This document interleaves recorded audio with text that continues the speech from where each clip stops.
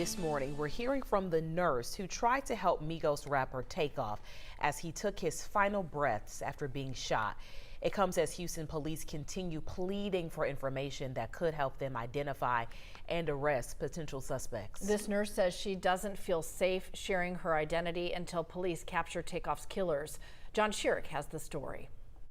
She is still traumatized, a veteran nurse of 30 years, sometimes weeping at what is seared into her mind.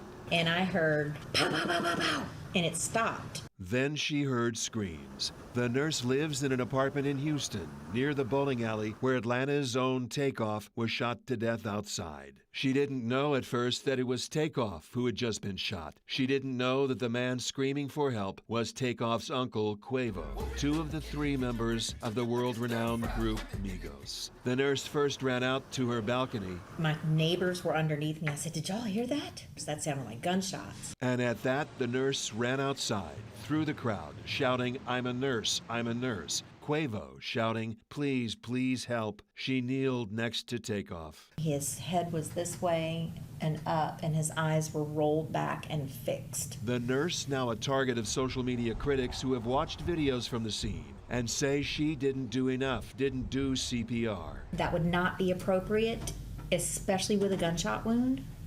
You would never do CPR because you would be circulating the blood. Which would cause even more blood loss through the wounds. She applied pressure to the wounds, soon realizing she was too late, and she broke down in tears, learning hours later that it was TakeOff who was in her arms. Moments seared into her mind. This nurse speaking out now, trying to convey words of comfort to TakeOff's family. And I just want something good to come out of this. Somebody to know that good people sometimes show up just because.